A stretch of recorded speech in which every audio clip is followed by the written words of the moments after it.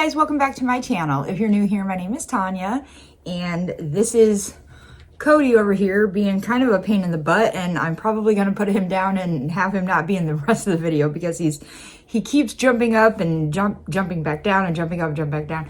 It's annoying. Anyway, so today I'm going to do a reaction video for you. This one is by a channel I have never seen before. It's called Aussie Girl Margie. And she has a video called Australian Bedrooms versus American Bedrooms, 5 Big Differences. And I have watched videos on like the differences in American bedrooms versus like British bedrooms. But I've never seen like anything about Australian homes. So I don't know what types of differences there are. What I do know is that from what I have seen, Australian homes are a lot more similar to American homes, I would say, than British, because you guys have a lot more like standalone single home type things, whereas Britain has a lot of the semi-detached or like the rows of homes or whatever.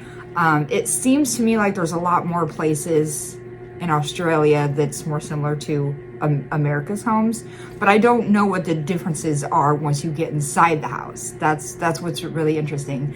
And this one focuses on bedrooms. I want to do lots of other ones, but this one specifically is just focusing on bedrooms. Real quick, while I'm waiting for this heater to shut up, I posted a video yesterday that was only like, I don't know, 2 minutes long or something like that, where I was showing you guys what Branson, Missouri looks like. This was taken by me, a trip that we took back in 2022. And we did like a guided tour thing for one of the things that we did. And I just was posting it to show you guys, like, this is why you shouldn't just fly over the flyover states. This is why you should actually stop and visit some of these places, because they're actually very beautiful and very cool. And I know people, like most people, kind of understand that, yeah, there are cool places everywhere, but still everyone only goes to the coastal states in the United States, even though there are very cool places in the middle of the United States too. So yeah, I showed a little clip from Branson, Missouri, which is part of the Ozarks. I'm not sure how many people are aware of that, but that area is part of the Ozarks. It's very beautiful.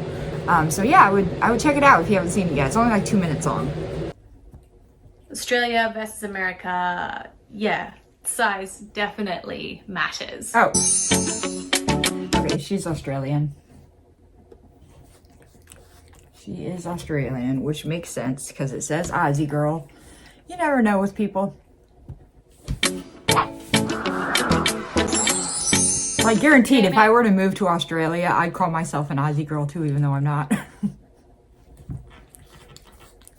My name's Margie and I'm an Australian currently living in America. For today's video, I wanted to discuss the differences between Australian bedrooms and American bedrooms, and a few things that I've seen since coming over here to visit and also living here as well. If that interests you, don't forget to hit that subscribe button down below, and if you can take 2 seconds, also give us a thumbs up as well. It really makes a big difference in helping to grow my channel. Also, shout out to Lawrence from Lost in the Pond for the inspiration for this video.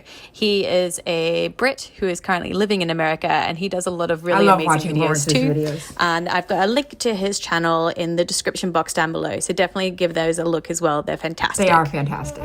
But with that being said, let's get started. Starting off, the differences that I noticed between Australian bedrooms and American bedrooms was the clothing. In particular, the Christmas pajamas, which I absolutely freaking love, and I think is the best thing in the world about living in America, especially at Christmas time. So I am a huge Christmas fan. For those of you who know, myself and my husband even wrote a Christmas children's book. But for me in Australia, Christmas is in summer. Having like matching Christmas pajamas or Christmas onesies like this just doesn't exist. It's super hot. Most of the time you're running around outside or you're going swimming. You know, but really like having that cozy. Yeah, I never really thought about the PJ aspect of it. I mean, you could always have like matching t-shirt and shorts Santa Claus PJs maybe, but I guess that's not as fun, is it? I don't really do the whole like Christmas PJs. I just like sweats and a t-shirt. I'm very simple. I don't have to be all fancy. You know, most of the time the stuff that I wear to bed is stuff that I could actually wear out of the house and not be looked at weird. But my family was never one that did the whole everybody match in their matching Christmas onesies. Like, my family doesn't do that. And, you know, I don't really even know a ton of people who do. I don't know if I know anyone who does, personally. I don't know.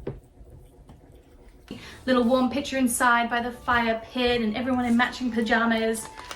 That just never existed when I was growing up. Even if now you're looking on Target in America versus Target in Australia, if you type in pajamas, in general our pajamas actually tend to be just a little bit different.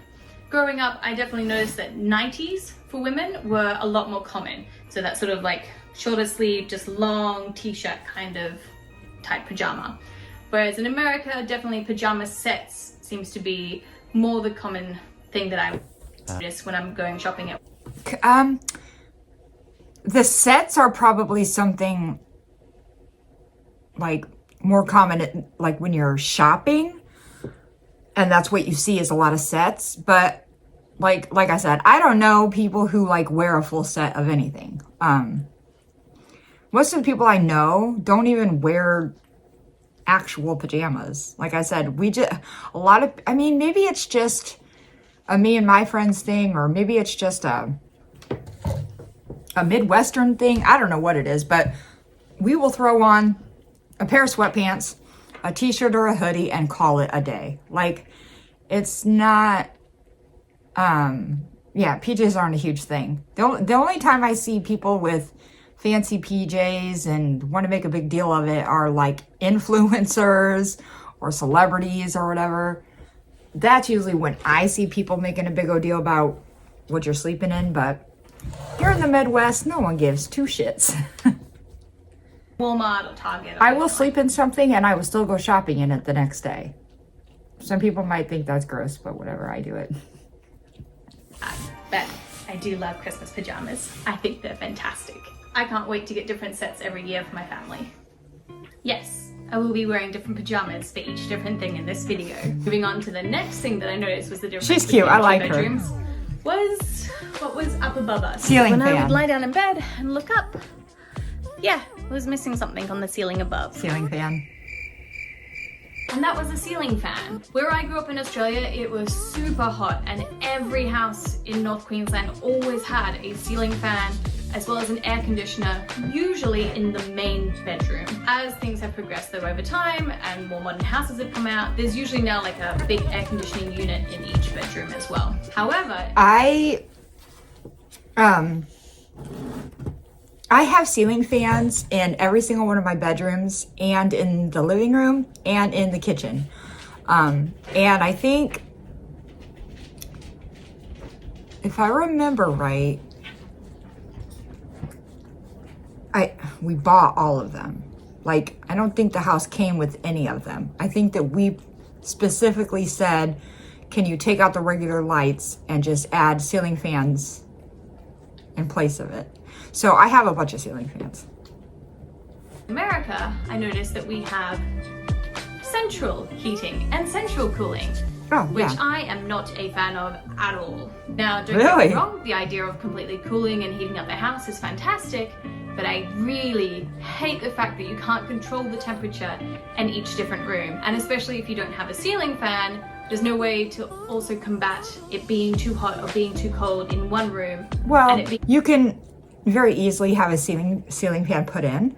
And also there's box fans. There's also the floor fans that kind of swivel and turn. You can buy any kind of fan. It doesn't have to be a ceiling fan. But if you want a ceiling fan, you can very easily have a ceiling fan put into your house. I mean, if you own the house. If you're renting, they probably wouldn't want you to do that. But if you really can't, if you own your house, you absolutely can do that. That's what we did. But I do love the central air and heating. I love the fact that I can go to one box on my wall and it controls the heat and the air, controls everything, and all the heat and all the air, it all comes out of the same vents. And in the summer, the air is never turned off, and in the winter, the heat is never turned off. Too hot or too cold in a different room, especially with two-story houses where it tends to be 10-15 degrees cooler down bottom than it is up on the second floor. It just really frustrates me, and I wish that we just had separate air conditioners or heating elements in each room. But there is one plus side, and that would be the fact that you never lose the remote control for the aircon. That's plus, I would say. Now, of course, everything has to be taken with a grain of salt. I grew up— Does your air conditioners there have a remote control? That's different. I've never seen an air conditioner with a remote control before. North Queensland in Australia, it's very hot. The houses that I grew up in, might be a little bit different to other houses. We get that hot too, to where people will wear an oven mitt or put their shirt like over their hand and drive like this with their, well, I guess they won't be wearing long sleeves if it's hot out. Or they'll grab something to hold the steering wheel with because they get really hot. But equally in the winter, they also get that cold also. Australia. And of course, houses in America are different from state to state, area to area. Yeah, I'm sure some places might have ceiling fans and other places don't. But I'd say it's pretty standard here. I have noticed from living in America and the road trip me and my husband did well before everything that happened in 2020 and all the different houses and Airbnbs that we stayed in. The next fun thing that I found that was very different between Australian versus American bedrooms. I gotta say something about Harry Potter every time I see something about Harry Potter. So she's a Gryffindor, or at least she's wearing a shirt that says Gryffindor. This beautiful thing. Colloquially, I would say just called a blanket, but in terms of the blanket that has like the two sheets that are like sewed together and you put a really big blanket inside of it. In Australia, we would call that a doona, but in America, you guys usually call it a comforter.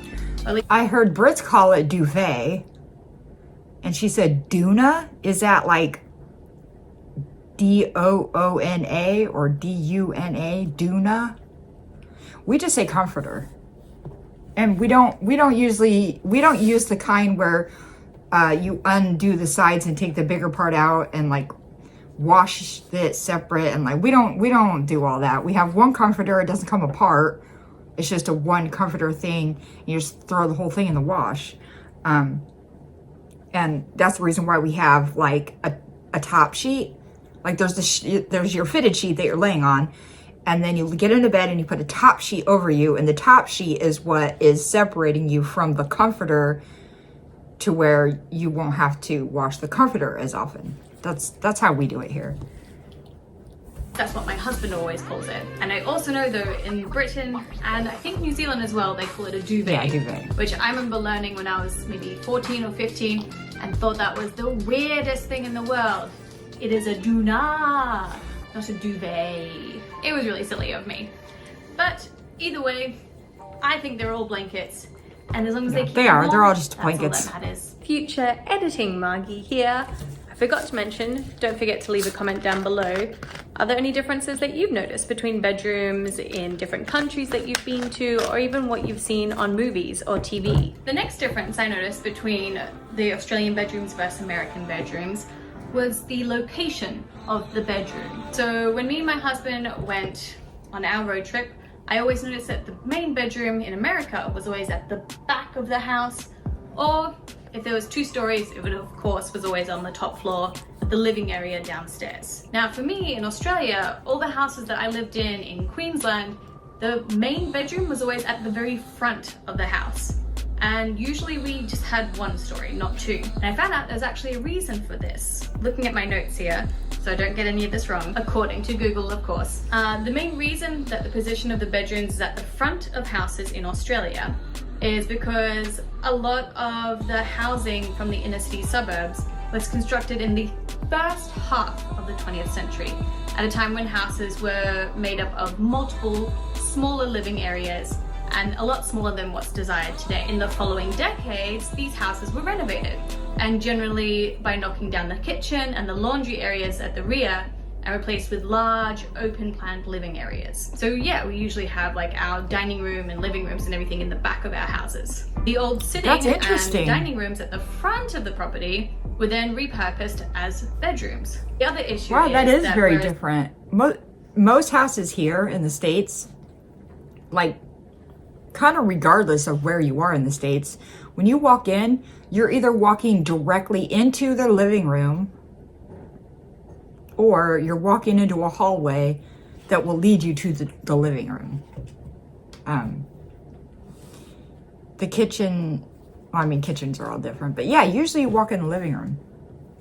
the typical US or UK house has 2 stories with living areas downstairs and bedrooms upstairs. Typical Australian houses, particularly prior to the last 30 years, or maybe 40 years, were single level.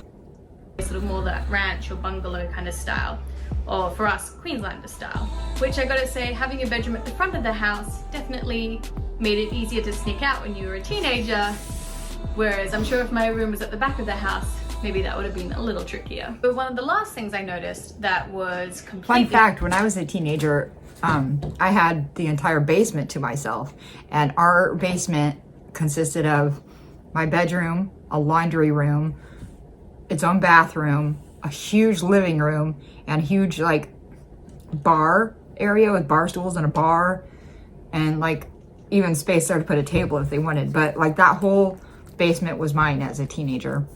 Also, you could access, when you go through the laundry room, you could access the garage. So if I wanted to leave, I didn't even have to sneak. I just go out the garage. Different between the two of them was the size of the actual bed itself.